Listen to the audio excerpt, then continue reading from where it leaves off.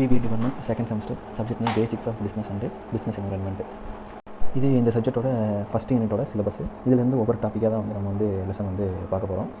First வந்து meaning ஒரு separate வீடியோவா, scope, characteristics, factors affecting micro and macro environment, significance for economic policies and decisions in organisation, ethical issues in business and last one வந்து environmental scan. இது வந்து first யூனிட்டில் business and it's என்வரன்மெண்ட்டில் ஒவ்வொரு unit first யூனிட்டில் இருக்கிற ஒவ்வொரு டாப்பிக்கையும் ஒரு separate வீடியோவை வந்து போட போகிறோம். நெக்ஸ்ட்டு நம்ம வந்து பார்க்க போகிறது ஃபஸ்ட் யூனிட்டோட ஃபோர்த்து டாப்பிக்கான factors affecting micro and macro environment. தமிழ்ல ஃபேக்டர்ஸ்னால் என்னென்னா காரணிகள் அப்படின்னு சொல்லி அர்த்தம். அஃபெக்டிங்னா தாக்குற இல்லை பாதிக்கும் அப்படின்னு சொல்லி அர்த்தம். மைக்ரோ அண்டு மேக்ரோ என்வரன்மெண்ட்னா சிறிய அளவிலான இல்லை பெரிய அளவிலான சுற்றுச்சூழல்னு அர்த்தம். ஸோ சிறிய அளவிலான சுற்றுச்சூழலையும் பெரிய அளவிலான சுற்றுச்சூழலையும் பாதிக்கக்கூடிய அஃபெக்டிங் காரணிகள் என்னென்ன அப்படின்னு சொல்லுவோம். ஸோ பிஸ்னஸ் என்வரன்மெண்ட்னா வணிக சுற்றுச்சூழல். ஸோ சிறிய அளவிலான வணிக சுற்றுச்சூழலையும் பெரிய அளவிலான வணிக சுற்றுச்சூழலையும் அஃபெக்டிங் ஃபேக்டர்ஸ் பாதிக்கக்கூடிய காரணிகள் என்னென்ன அப்படின்னு சொல்லி. சரி, இது வந்து ஃபஸ்ட்டு பிஸ்னஸ் என்வரான்மெண்ட் அப்படின்னு சொல்லி ஒன்று இருக்குது. ஓகேவா? பிஸ்னஸ் என்வரான்மெண்ட் வந்து ஃபஸ்ட்டு வந்து ரெண்டாக பிரிக்கிறாங்க. ஒன்று வந்து ஃபஸ்ட்டு ஒன்று தான் வந்து இன்டர்னல் என்வரான்மெண்ட், அடுத்து வந்து எக்ஸ்டர்னல் என்வரான்மெண்ட். இது எப்படி புரியும்னா, இங்கே கொடுத்துருக்காங்க பாரு, business environment can be broadly பரந்த அளவில் கிளாசிஃபைடு இன்டு. அதாவது பிஸ்னஸ் என்வரான்மெண்ட்டுங்கிறது பரந்த அளவிலாக இரண்டாக பிரிக்கப்படுகிறது. ஃபஸ்ட்டு ஒன்று என்னென்னா இன்டர்னல் என்வரான்மெண்ட், உட்புற சூழ்நிலைகள். எக்ஸ்டர்னல் என்வரான்மெண்ட்னா வெளிப்புற சூழ்நிலைகள். சரி, இப்போ நமக்கு வந்து மைக்ரோ என்வரான்மெண்ட் மேக்ரோ என்வரான்மெண்ட்டை பாதிக்கக்கூடிய காரணிகள் தானே கேட்குறாங்க, அதான கேள்வி. So micro environment macro environment எங்கேருந்து வருதுன்னா, பிஸ்னஸ் என்வரான்மெண்ட் ரெண்டாக பிரிக்கிறாங்க, internal external. Micro environment macro environment வந்து எக்ஸ்டர்னல் என்வரான்மெண்ட் இதில் இருந்து தான் வந்து ரெண்டாக பிரியுது, மைக்ரோ என்வரான்மெண்ட்டும் மேக்ரோ என்வரான்மெண்ட்டும். ஓகேங்களா? ஸோ நம்ம வந்து எக்ஸ்டர்னல் என்வரான்மெண்ட்டை மட்டும் பார்த்தா போதும். ஸோ எக்ஸ்டர்னல் என்வரான்மெண்ட்டில் என்ன சொல்கிறாங்கன்னா, external environment are those factors which exist outside the business firm அப்படின்னு சொல்லி சொல்கிறாங்க. சரியா? ஸோ எக்ஸ்டர்னல் என்வரான்மெண்ட்னா என்னென்னா, outside the business firm, அந்த வணிக நிறுவனத்திற்கு அவுட் சைடு வெளிப்புறமாக, எக்ஸிஸ்ட்னால் வெளிப்படும் அர்த்தம். ஓகேவா? வணிக நிறுவனத்திற்கு வெளிப்புறமாக வெளிப்படும் காரணிகள்லாம் சேர்ந்தது தான் என்னென்னா எக்ஸ்டர்னல் என்வரான்மெண்ட்டு அப்படின்னு சொல்லி அர்த்தம். ஓகேவா? த எக்ஸ்டர்னல் ஃபேக்டர்ஸ் இருக்கு இல்லையா, எக்ஸ்டர்னல்னால் வெளிப்புற, ஃபேக்டர்ஸ்னால் காரணிகள். The external factors of a company, ஒரு நிறுவனத்தின் வெளிப்புற காரணிகள் வந்து ஆர் ஆல்சோ நோன் ஆஸ், அது வந்து எப்படின்னு சொல்லலாம்னா அன்கண்ட்ரோலபிள் ஃபேக்டர்ஸ். இது வந்து ஒரு 1 மார்க்னு வச்சுக்கலாம். ஓகேவா? எக்ஸ்டர்னல் என்வரான்மெண்ட்டுக்கு இன்னொரு பேர் என்னென்னா அன்கண்ட்ரோலபிள் ஃபேக்டர்ஸ், கட்டுப்படுத்த முடியாத காரணிகள் அப்படின்னு அர்த்தம். அடுத்து அது அன்கண்ட்ரோலபிள் ஃபேக்டர்ஸ் வந்து என்ன எக்ஸாம்பிளாக சொல்கிறாங்கன்னா, லைக் எக்கனாமிக் ஃபேக்டர்ஸ், பொருளாதார காரணிகள், சோசியல் ஃபேக்டர்ஸ், சமூக கலாச்சார காரணிகள், டெமோகிராஃபிக் ஃபேக்டர்ஸ், மக்கள் சார்ந்த இல்லை மக்கள் தொகை சார்ந்த காரணிகள், லீகல் ஃபேக்டர்ஸ்னால் சட்ட காரணிகள், டெக்னாலஜிக்கல் ஃபேக்டர்ஸ்னால் தொழில்நுட்ப காரணிகள். இதெல்லாம் வந்து எதுக்கான எக்ஸாம்பிள்னா அன்கண்ட்ரோலபிள் ஃபேக்டர்ஸ் இல்லைனா எக்ஸ்டர்னல் ஃபேக்டர்ஸ்க்கு வந்து எடுத்துக்காட்டு. ஸோ இந்த எக்ஸ்டர்னல் என்வரான்மெண்ட் இருக்கு இல்லையா, அதை வந்து என்னவா பிரிக்கிறாங்கன்னா 2 முக்கியமான கூறுகளாக பிரிக்கிறாங்க. அதுதான் வந்து இந்த மைக்ரோ என்வரான்மெண்ட்டும் மேக்ரோ என்வரான்மெண்ட்டும். ஓகேவா? இங்கே கொடுத்துருக்காங்க பாருங்கள், இந்த external environment consist of 2 vital elements. வைட்டல்னா என்னென்னா முக்கிய அப்படின்னு சொல்லி அர்த்தம். எலமெண்ட்ஸ்னால் கூறுகள் அர்த்தம். இந்த எக்ஸ்டர்னல் என்வரான்மெண்ட் வெளிப்புற சுற்றுச்சூழல் வந்து 2 முக்கிய கூறுகளாக பிரிக்கப்படுகிறது. அது என்னென்னா, ஒன்று வந்து மைக்ரோ என்வரான்மெண்ட், மேக்ரோ என்வரான்மெண்ட். இங்கே தான் வந்து என்ன வருதுன்னா, ஃபஸ்ட்டு வந்து கேள்வியே வந்து இங்கே தான் ஸ்டார்ட் ஆகுது. ஓகேங்களா? மைக்ரோ என்வரான்மெண்ட் மேக்ரோ என்வரான்மெண்ட்டை வந்து ரெண்டாக வந்து பிரிக்கிறாங்க, எக்ஸ்டர்னல் என்வரான்மெண்ட்டை. ஸோ இங்கே வந்து கொடுத்துருக்கிறது வந்து the factors affecting the micro and macro environment. Micro and macro என்வரான்மெண்ட்டை பாதிக்கக்கூடிய காரணிகள் என்னென்னு சொல்லி இங்கே தான் வந்து சொல்கிறாங்க. அது என்னென்னா, ஃபஸ்ட்டு வந்து மைக்ரோ என்வரான்மெண்ட்டை பாதிக்கக்கூடிய காரணிகள் வந்து என்னென்னு பார்த்துடலாம். The micro environment consist of factors that are close to the organization and have a direct impact on its operation. Micro என்வரான்மெண்ட்டை சிறிய அளவிலான சுற்றுச்சூழலில் வந்து பாதிக்கக்கூடிய காரணிகள் வந்து are close to the organisation, அதாவது அந்த நிறுவனத்திற்கு வந்து க்ளோஸ் டுனா நெருக்கமான அளவிலான காரணிகளாக இருக்கும்.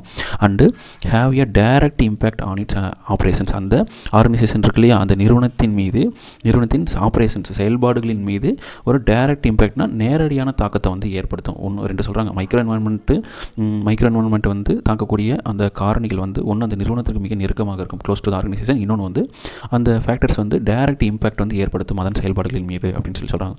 சரி, அப்படி என்னென்ன ஃபேக்டர்ஸ் மைக்ரோ என்வரான்மெண்ட்டை வந்து அஃபெக்ட் பண்ணுற ஃபேக்டர்ஸ் என்னென்னா, ஃபஸ்ட்டு ஒன்று வந்து கஸ்டமர்ஸ் யாருன்னா நுகர்வோர்கள். தேர் நீட்ஸ், அவங்களோட தேவைகள், ப்ரிஃபரன்ஸ், அவங்களோட விருப்பங்கள், அண்டு பிஹேவியர்ஸ், அவங்களோட நடத்தைகள்.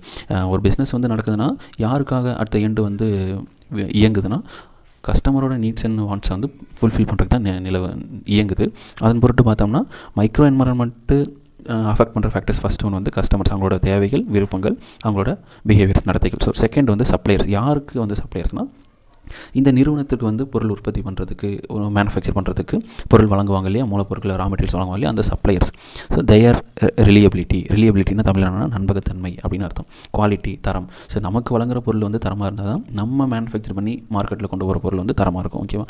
அதோடைய தரம் அண்டு ப்ரைஸிங், அதுக்கான விலை நிர்ணயம், இதெல்லாம் சேர்ந்தது தான் வந்து சப்ளையர்ஸ். அடுத்து வந்து காம்படிட்டர்ஸ், யார் போட்டியாளர்கள், நம்ம நிறுவனத்துக்கு வந்து போட்டியாக இருக்கிறவங்க. தயார் ஸ்ட்ராட்டஜிஸ், அவங்க ஏதாவது வந்து புதிய யுக்தியை வந்து கையாண்டாங்கன்னா நம்மளும் வந்து சேஞ்சஸ் வந்து பண்ணிக்கணும். இதெல்லாம் வந்து நம்மளோட மைக்ரோ என்வரன்மெண்ட் வந்து அஃபெக்ட் பண்ணுற காரணிகள். அதில் வந்து ஸ்ட்ராட்டஜிஸ், ஸ்ட்ரென்த், அவங்களோட பலம், காம்படிட்டர்ஸோட பலம் அண்ட் வீக்னஸ், அவங்களோட வீக்னஸ், இதெல்லாம் சேர்ந்து காம்படிட்டர்ஸ். ஓகேவா? அடுத்து வந்து எம்ப்ளாயீஸ், நம்ம கம்பெனியில் வந்து ஒர்க் பண்ணுவாங்களே அவங்க எம்ப்ளாயீஸ், அவங்களோட ஸ்கில்ஸ், திறமைகள், அவங்களோட மோட்டிவேஷன், ஊக்கம், அவங்களோட ஜாப் சாட்டிஸ்ஃபேக்ஷன், வேலையில் வந்து அவங்க எவ்வளோ திருப்திகரமாக வேலை செய்கிறாங்க, இதெல்லாம் வந்து மைக்ரோ என்வரன்மெண்ட்டை அஃபெக்ட் பண்ணுற காரணிகள். அடுத்து வந்து மார்க்கெட்டிங் இன்டர்மீடியரிஸ். அப்படின்னா அர்த்தம்னா, மார்க்கெட்டிங்னா நம்ம பொருளை வந்து மார்க்கெட் பண்ணுவோம் இல்லையா, ஒரு பொருளை ஒரு ஃபேக்ட்ரியிலேருந்து கஸ்டமர் கைக்கு வந்து கொண்டு போய் சேர்க்குற வரைக்கும் இடையில யார் யாரெல்லாம் வேலை செய்கிறாங்களோ அவங்க எல்லாத்துக்கும் என்ன பேர்னா மார்க்கெட்டிங் இன்டர்மீடியட்ஸ், இடைத்தரகர்கள், சந்தை இடைத்தரகர்கள்னு சொல்லி பேர். அவங்களுக்கு என்ன எக்ஸாம்பிள் சொல்லலாம், டிஸ்ட்ரிபியூட்டர்ஸ், விநியோகஸ்தர்கள், ஹோல்சேலர், மொத்த விற்பனையாளர்கள் அண்டு ரீட்டைலர், சில்லறை விற்பனையாளர்கள். ஓகேங்களா? இதெல்லாம் சேர்ந்து தான் மார்க்கெட் இன்டர்மீடியட். அடுத்து வந்து பப்ளிக், பொதுஜனம், பொதுமக்கள் அப்படின்னு சொல்லி இந்த general publics perception of the organisation. இந்த நிறுவனத்தை பற்றிலாம், நம்மளோட நிறுவனத்தை பற்றி ஜென்ரல் பப்ளிக்கோட பெர்செப்ஷன், கருத்து வந்து என்னவாக இருக்குது, அவங்களுக்கு கண்ணோட்டம், நம்ம கம்பெனியை பற்றினா, நம்ம ஆர்கனைசேஷன் பற்றினா அவங்களோட கண்ணோட்டம் வந்து என்னவாக இருக்குது, இது எல்லாமே சேர்ந்தது தான் வந்து மைக்ரோ என்வரான்மெண்ட்டை அஃபெக்ட் பண்ணுற ஃபேக்டர்ஸ். ஓகேங்களா? அடுத்து வந்து மேக்ரோ என்வரான்மெண்ட்டை என்னென்ன ஃபேக்டர்ஸ்லாம் வந்து அஃபெக்ட் பண்ணுது அப்படின்னு சொல்லி நம்ம பார்க்கலாம். இது வந்து மேக்ரோ என்வரான்மெண்ட்டை அஃபெக்ட் பண்ணுற ஃபேக்டர்ஸ். அதில் ஃபஸ்ட் லைன் கொடுத்துருக்காங்க, இந்த macro environment consist of broader factors. Macro environment வந்து ப்ராடர் ஃபேக்டர்ஸ், பரந்த அளவிலான காரணிகளை வந்து கொண்டுள்ளது அப்படின்னு சொல்லி சொல்கிறாங்க. அப்படின்னா மேக்ரோ என்வரான்மெண்ட்டை அஃபெக்ட் பண்ணுற காரணிகள் வந்து ரொம்ப அதிகமாக இருக்குது அப்படின்னு சொல்லி சொல்கிறாங்க. தட் அஃபெக்ட், அதை வந்து பாதிக்கும். எதை பாதிக்கும்னா, அஃபெக்ட் த ஆர்கனைசேஷன், அந்த நிறுவனத்தை வந்து பாதிக்கும். அண்டு இட்ஸ் மைக்ரோ என்வரான்மெண்ட், அந்த நிறுவனத்தை பாதிக்க மட்டும் இல்லாமல் அந்த நிறுவனத்துக்கு வந்து மைக்ரோ என்வரான்மெண்ட் ஒன்று இருக்கும்ல, அதையும் வந்து பாதிக்கும் அப்படின்னு சொல்லி சொல்கிறாங்க. சரியா? சரி, இப்போ வந்து மொத்தம் 7 மேக்ரோ என்வரான்மெண்ட்டை அஃபெக்ட் பண்ணுற ஃபேக்டர்ஸ் வந்து கொடுக்குறாங்க. ஃபஸ்ட்டு வந்து டெமோக்ராஃபிக் ஃபேக்டர்ஸ். டெமோக்ராஃபிக் ஃபேக்டர்ஸ்னால் மக்கள் சார்ந்த இல்லை மக்கள் தொகை சார்ந்த வந்து ஃபேக்டர்ஸ் மேக்ரோ என்வரான்மெண்ட்டை அஃபெக்ட் பண்ணுறது. அதில் வந்து கொடுத்துருக்காங்க பாப்புலேஷன் க்ரோத். சரி, ஒரு ஒரு ஒரு என்வரான்மெண்ட்டில் வந்து திடீர்னு வந்து பாப்புலேஷன் வந்து ரைஸ் ஆகிடுச்சுன்னா எல்லாத்துக்கும் வந்து வேலை வாய்ப்பு கொடுக்க முடியுமா, எல்லாத்துக்கும் வந்து சம்பளம் வந்து எவ்வளோ இருக்கும், அந்த மாதிரி நிறைய பிரச்சனைகள் வரும். ஸோ இதெல்லாம் மேக்ரோ என்வரான்மெண்ட்டை பாப்புலேஷன் க்ரோத், மக்கள் தொகை வளர்ச்சி. அப்புறம் வந்து ஏஜ், ஒரு ஒரு ஒரு என்வரான்மெண்ட்டில் யூத் அதிகமாக இருந்தாங்கன்னா அது வந்து ஒரு ஒரு ஆரோக்கியமான என்வரான்மெண்ட்னு அர்த்தம். ஒரு ஓல்டேஜஸ், வயசானவங்க அதிகமாக இருந்தாங்கன்னா அது வந்து எந்த அளவுக்கு வந்து பவர்ஃபுல்லாக இருக்கும் வந்து அப்படிங்கிற கேள்வி வருது. ஒரு ஏஜ் ரொம்ப முக்கியமானது. அவங்களோட வருமானம் அண்ட் அவங்களோட கல்வி பெற்ற சமூகம் எப்படி விளங்கும், கல்வி பெறாத சமூகம் எப்படி வந்து விளங்கும், இதெல்லாம் வந்து மேக்ரோ என்வரான்மெண்ட்டை தாக்கக்கூடிய காரணிகள். இது வந்து டெமோக்ராஃபிக் ஃபேக்டர்ஸ். செகண்ட் வந்து எக்கனாமிக் ஃபேக்டர்ஸ். எக்கனாமிக் ஃபேக்டர்ஸ்னால் என்னென்னா பொருளாதார காரணிகள். எக்கனாமிக் க்ரோத், பொருளாதார வளர்ச்சி. இன்ஃப்ளேஷன் அப்படின்னு பண வீக்கம். ஸோ பொருளோட மதிப்பு வந்து அதிகமாகும், பணத்தோட மதிப்பு குறையாகவும் இருந்ததுன்னா அதை வந்து பண வீக்கம் அப்படின்னு வந்து சொல்லுவாங்க. ஓகேங்களா? இன்ட்ரெஸ்ட் ரேட், வட்டி விகிதங்கள் அண்டு வந்து எம்ப்ளாய்மெண்ட், வேலை வாய்ப்பு வந்து அந்த சமூகத்தில் வந்து எப்படி இருக்குது அந்த என்வரான்மெண்ட்டில், இதெல்லாம் சேர்ந்தது தான் வந்து எக்கனாமிக் ஃபேக்டர்ஸ். அடுத்து வந்து டெக்னாலஜிக்கல் ஃபேக்டர்ஸ். தொழில்நுட்ப காரணிகள் என்னென்னா advances in technology. Advances in டெக்னாலஜினா இதெல்லாம் மேக்ரோ என்வரான்மெண்ட்டை தாக்கக்கூடிய காரணங்கள். இன்றைக்கி வந்து ஏஐ வந்துருச்சு, அது வந்து இந்த பிஸ்னஸ் என்வரான்மெண்ட்டில் வந்து எந்த அளவுக்கு வந்து தாக்கத்தை ஏற்படுத்துது, அதான் சொல்கிறாங்க அட்வான்சஸ் இன் டெக்னாலஜி. தொழில்நுட்பத்தில் காலங்காலம் மாறும்போது வரக்கூடிய காலங்களில் இப்போவே வந்து ஏஐலாம் வந்து வந்துச்சு, இன்னும் அட்வான்ஸான என்னென்ன டெக்னாலஜிஸ்லாம் வந்ததோ அதெல்லாம் வந்து கண்டிப்பாக வந்து பிஸ்னஸ் என்வரான்மெண்ட்டில் ஒரு மிகப்பெரிய தாக்கத்தை வந்து ஏற்படுத்தும். அடுத்து வந்து இனோவேஷன், புதுமையான கண்டுபிடிப்புகள், ரொபாட்டிக்ஸு, அது இதுன்னு சொல்லி ஏகப்பட்ட இனோவேஷன்ஸ், புதுமையான கண்டுபிடிப்புகள் கண்டிப்பாக தாக்கத்தை வந்து ஏற்படுத்தும். அண்டு வந்து ஆட்டோமேஷன், தானியங்கி, மிகப்பெரிய எந்திரங்கள்லாம் மேனுவலாக வந்து முன்னாடி வந்து செஞ்சுட்ருக்காங்க.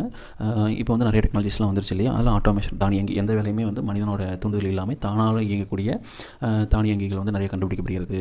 பெரிய பெரிய இயந்திரங்களையும் அதுவே வந்து வடிவமைச்சிரும், முழுசாக வந்து செஞ்சு முடிச்சிடும், மேன் பவர் வந்து லெஸ் பண்ணலாம். அந்த மாதிரி பல காரணிகள் வந்து மேக்ரோ என்வரான்மெண்ட்டில் தாக்கத்தை ஏற்படுத்தக்கூடிய காரணிகள். அடுத்து வந்து பொலிட்டிக்கல் அண்டு லீகல் ஃபேக்டர்ஸ். அரசியல் சார்ந்த இல்லை சட்டம் சார்ந்த காரணிகள். என்னென்னா கவர்மெண்ட் பாலிசிஸ். ஒரு பிஸ்னஸில் நம்ம பிஸ்னஸ் வந்து ரன் பண்ணிகிட்டு இருக்கோம், திடீர்னு ரைஸ் பண்ணுற ஒரு கவர்மெண்ட் பாலிசி ஒரு நம்ம பிஸ்னஸில் வந்து கண்டிப்பாக தாக்கத்தை ஏற்படுத்தாதா, கண்டிப்பாக வந்து ஏற்படுத்தும். அதுக்கு ஒரு உதாரணம் சொல்லுறது தான் ஜிஎஸ்டின்னு சொல்கிறது. இப்போ கவர்மெண்ட் பாலிசிஸ், அரசு கொள்கைகள், சட்டங்கள், புதுசாக அவங்க ஏதாவது சட்டம் ஏற்றுவாங்க, ஒவ்வொரு பொருளுக்கும் வந்து இவ்வளோ % வந்து டேக்ஸ்ன்னு சொல்லி சொல்லும்போது அதெல்லாம் வந்து கண்டிப்பாக வந்து தாக்கத்தை ஏற்படுத்தும். அப்புறம் வந்து ரெகுலேஷன், அவங்க கொண்டு வரக்கூடிய ஒழுங்குமுறைகள், கட்டுப்பாடுகள் அதெல்லாமே வந்து கண்டிப்பாக வந்து இதாகும். அப்புறம் வந்து இயர் வந்து 21 நினைக்கிறேன். அப்போ வந்து பாலித்தீன் கவர் வந்து எங்கேயும் மேனுஃபேக்சர் பண்ணக்கூடாது அப்படின்னு சொல்லுவாங்க. ஸோ அது வரைக்கும் அந்த பாலித்தீன் கவர் உற்பத்தி பண்ணிகிட்டு இருக்காங்க. அதெல்லாம் கவர்மெண்ட் கொண்டு வந்து புதிய சட்டம் அதெல்லாம். ஸோ வந்து அதுக்கப்புறம் வந்து அதுக்கு முன்னாடி வரைக்கும் பாலித்தீன் கவர் உற்பத்தி பண்ணவங்க வந்து இன்றைக்கி அது பண்ண முடியாது இல்லையா. இதனால் வந்து பிஸ்னஸ் என்வரன்மெண்ட்டில் வந்து இதாகும். அப்புறம் வந்து பார்த்திங்கன்னா இது குட்கா, அந்த போதைப் பொருட்கள் எல்லாம் உற்பத்தி பண்ணுவாங்களே, அதெல்லாம் வந்து கவர்மெண்ட் வந்து பேன் பண்ணுறாங்க. ஸோ அதுக்கு முன்னாடி வரைக்கும் அந்த பிஸ்னஸ் பண்ணிட்டு இருந்தவங்க வந்து கண்டிப்பாக வந்து தாக்கத்தை வந்து ஏற்படுத்தும்.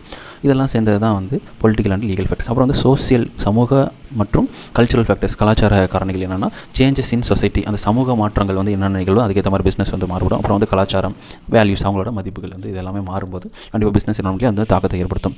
அடுத்து வந்து என்வரான்மெண்டல் ஃபேக்டர்ஸ்னால் சுற்றுச்சூழல் காரணிகள், கிளைமேட் சேஞ்சஸ், காலநிலை மாற்றம் ஏற்படுறதுனால அதிக வெயிலாவோ இல்லை வந்து அதிக மழையாவோ ஏற்படுதுன்னா அது கண்டிப்பாக வந்து பிஸ்னஸில் வந்து மாற்றத்தை வந்து கொண்டு வரும், தாக்கத்தை வந்து ஏற்படுத்தும். அடுத்து வந்து சஸ்டைனபிலிட்டி, நிலைத்த தன்மை, அண்டு வந்து என்வரான்மெண்டல் ரெகுலேஷன்ஸ், சுற்றுச்சூழல் கட்டுப்பாடுகள், புதிய சுற்றுச்சூழல் வந்து நிறையா வந்து விதிமுறைகளை, ஒழுங்குமுறைகளை வந்து கவர்மெண்ட் வந்து கொண்டு வரும்போது கண்டிப்பாக வந்து அது வந்து பிஸ்னஸ் என்வரான்மெண்ட்டில் வந்து தாக்கத்தை ஏற்படுத்தும். லாஸ்ட் ஒன்று வந்து குளோபல் ஃபேக்டர்ஸ், உலகளாவிய காரணிகள் அப்படின்னு சொல்லி. குளோபலைசேஷன்னா உலகமயமாக்கல் அப்படின்னு சொல்லி அர்த்தம். அடுத்து வந்து இன்டர்நேஷ்னல் ட்ரேட், சர்வதேச வர்த்தகம், அப்புறம் வந்து ஃபாரின் இன்வெஸ்ட்மெண்ட், அந்நிய முதலீடு. இதை பற்றி சும்மா ஒரு பெயர் மட்டும் வந்து தெரிஞ்சுக்கோங்க. இதை பற்றி டீட்டெயிலாக வந்து பின்னாடி வர யூனிட்ஸில் வந்து இருக்கும். குளோபலைசேஷன்னா எங்கே உற்பத்தி பண்ணுற பொருளை வேணாலும் வந்து கொண்டு வந்து இந்தியாவில் வந்து விற்க முடியும் அப்படின்னா, அப்புறம் இந்தியாவில் பிஸ்னஸ் பண்ணுறவங்க வந்து எங்கே வேணாலும் வந்து அவங்க பொருளை வந்து கொண்டு போய் சேர்க்க முடியும்.